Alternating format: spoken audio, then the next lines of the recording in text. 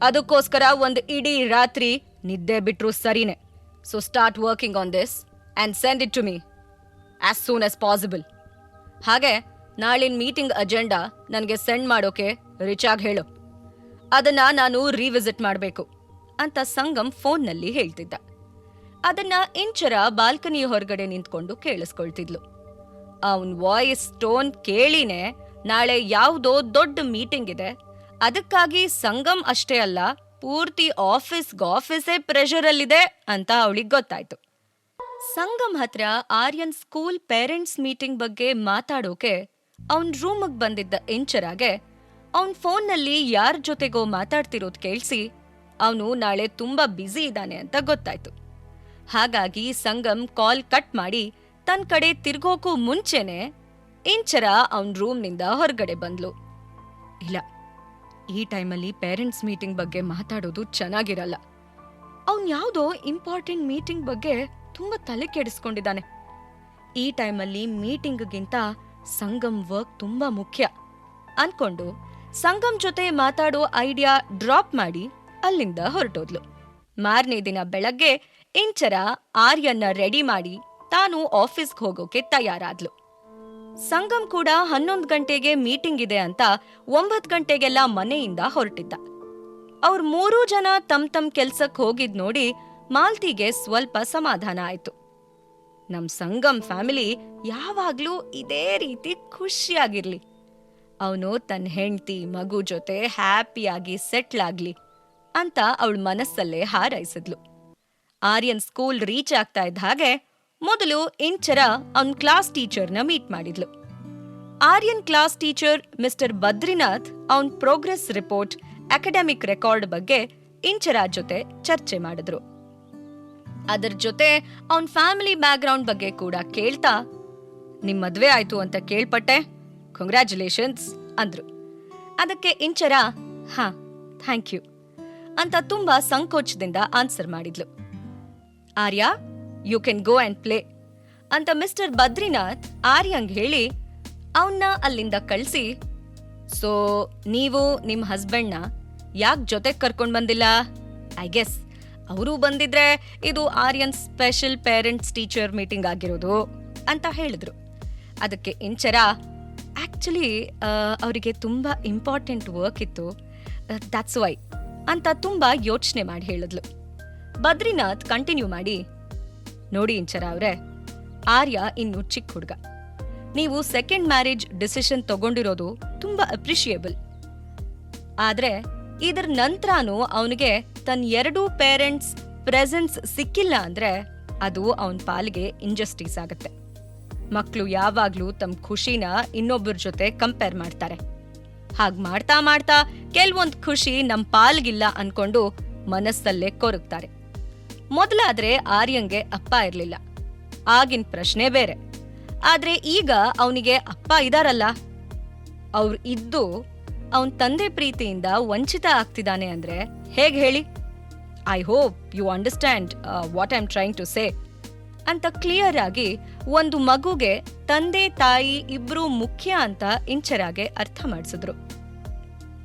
ಮತ್ತೆ ಕಂಟಿನ್ಯೂ ಮಾಡಿ, ನೀವು ಮುಂಚಿನ ತರಾನೇ ಸಿಂಗಲ್ ಆಗಿದ್ರೆ ತನಗೆ ಅಪ್ಪನ್ ಪ್ರೀತಿ ಯಾವತ್ತೂ ಸಿಗಲ್ಲ ಅಂತ ಆರ್ಯ ಅದನ್ನೇ ಆಕ್ಸೆಪ್ಟ್ ಮಾಡ್ಕೊಂಡ್ಬಿಡ್ತಿದ್ದ.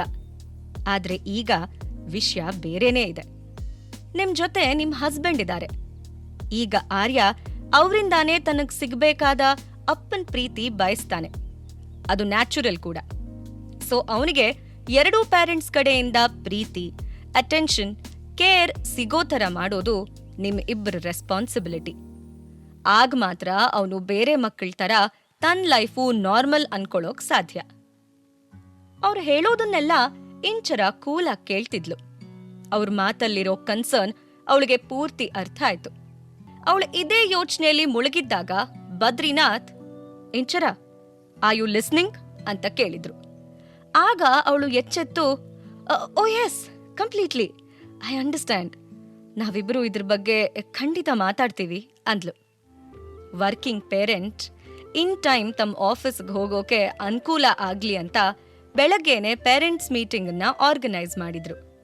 ಹಾಗಾಗಿ ಕರೆಕ್ಟ್ ಆಗಿ 9 ಗಂಟೆಗೆ ಇಂಚರ ಆರ್ಯನ್ನ ಸ್ಕೂಲ್ನಲ್ಲಿ ಬಿಟ್ಟು ತಾನು ಆಫೀಸಿಗೆ ಹೊರಟ್ಲು.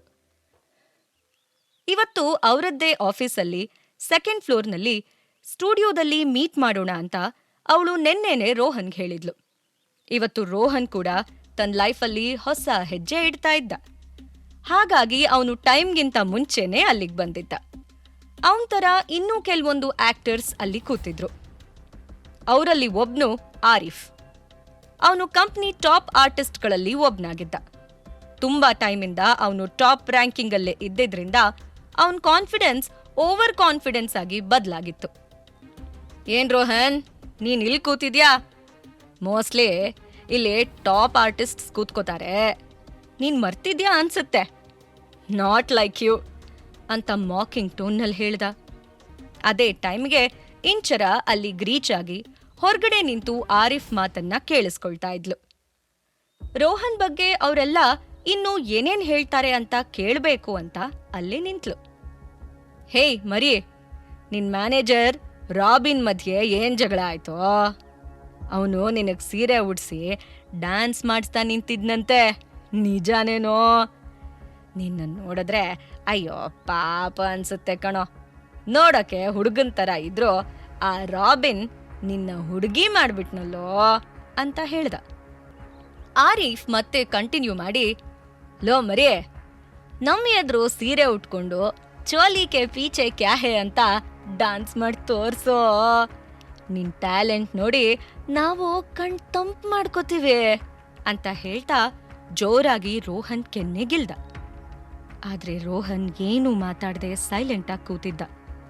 ಅದನ್ನ ನೋಡಿ ಆರಿಫ್ ಮತ್ತೆ ಕಿಚಾಯಿಸೋ ಧ್ವನಿಲಿ, ಮ್ಯಾನೇಜರ್ ಚೇಂಜ್ ಆಗಿರೋ ಮಾತ್ರಕ್ಕೆ ನಿನ್ ಲಕ್ ಕೂಡ ಚೇಂಜ್ ಆಗತ್ತೆ ಅಂತ ಹೋಪ್ಸ್ ಇಟ್ಕೋಬೇಡ. ಮೊದಲು ನಿನಗೇನೂ ಬೆಲೆ ಇರ್ಲಿಲ್ಲ, ಮುಂದೂ ಇರಲ್ಲ. Got it? ನೀನು ಅದೆಷ್ಟೇ ಮ್ಯಾನೇಜರ್ ಚೇಂಜ್ ಮಾಡಿದ್ರು ಈ ಕಂಪ್ನಿಲಿ ಹಿಂದೇನು ಟಾಪ್ ಆಕ್ಟರ್ ನಾನೇ, ಮುಂದೇನು ನಾನೇ ಇರ್ತೀನಿ. ಸುಮ್ಮನೆ ತಿರ್ಕನ್ ಕಣ್ಸ್ ಕಾಣಬೇಡ ಅಂತ ಸರ್ಕಾಸ್ಟಿಕ್ ಆಗಿ ಹೇಳ್ದ. ರೋಹನ್ ಇದನ್ನೆಲ್ಲ ಕೇಳಿನೂ ತಲೆ ಕೆಳಗಡೆ ಹಾಕೊಂಡು ಸುಮ್ಮನೆ ಕೂತಿದ್ದ. ಇಂಚರ ಹೊರಗಡೆ ನಿಂತು ಎಲ್ಲ ಮಾತನ್ನು ಕೇಳಿಸ್ಕೊತಾ ಇದ್ಲು. ರೋಹನ್ ಇಷ್ಟೊತ್ತಿಂದ ಅವ್ರ ನಾನ್ಸೆನ್ಸ್ ಮಾತೆಲ್ಲ ಯಾಕೆ ಸಹಿಸ್ಕೋತಾ ಇದ್ದಾನೆ ಅಂತಾನೆ ಅವಳಿಗರ್ಥ ಆಗ್ಲಿಲ್ಲ. ಆದ್ರೆ ಅವಳು ಒಂದೇ ಒಂದು ವರ್ಡ್ ಕೂಡ ಕೇಳಿಸ್ಕೊಳ್ಳೋಕೆ ರೆಡಿ ಇಲ್ದೆ ಜೋರಾಗಿ ಡೋರ್ ಪುಷ್ ಮಾಡ್ಕೊಂಡು ಸ್ಟುಡಿಯೋ ಒಳಗಡೆ ಬಂದ್ಲು. ಸಿಟ್ಟಲ್ಲಿ ಅವಳ ಮುಖ ಫುಲ್ ರೆಡ್ ಆಗಿತ್ತು. ಅವಳ ಕೋಪದಲ್ಲಿ ಆರಿಫ್ ಮತ್ತ ಅವನ್ ಫ್ರೆಂಡ್ಸ್ ಕಡೆ ಗುರಾಯಿಸಿದ್ಲು. ಅಲ್ಲಿ ಕೂತಿರೋ ಯಾವುದೇ ಆರ್ಟಿಸ್ಟ್ಗೂ ಅವಳು ಯಾರು, ಸಡನ್ ಆಗಿ ಯಾಕೆ ಒಳಗಡೆ ಬಂದ್ಲು ಅಂತ ಅರ್ಥ ಆಗ್ಲಿಲ್ಲ.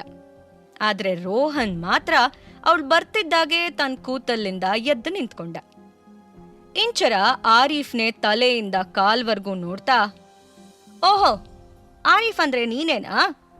ನಿನ್ ಬಗ್ಗೆ ತುಂಬಾ ಕೇಳಿದೀನಿ ಅಂತ ಮಾಕಿಂಗ್ ಟೋನ್ನಲ್ಲಿ ಹೇಳಿದ್ಲು. ಆರಿಫ್ ಕೂಡ ಕನ್ಫ್ಯೂಸ್ ಆಗಿ, ಯಾರ್ ನೀವು, ನನ್ ಬಗ್ಗೆ ಯಾಕೆ ಕೇಳ್ತಿದ್ದೀರಾ ಅಂತ ಕೇಳ್ದ. ಪಾಕೆಟ್ ಎಫ್ಎಂ ಆಡಿಯೋ ಸೀರೀಸ್ ಆದಂಥ ಪ್ರೇಮಲೋಕ ಕಥೆನ ಈಗ್ಲೇ ಕೇಳಿ. ಲಿಂಕ್ ಡಿಸ್ಕ್ರಿಪ್ಷನ್ ನಲ್ಲಿ ಇದೆ.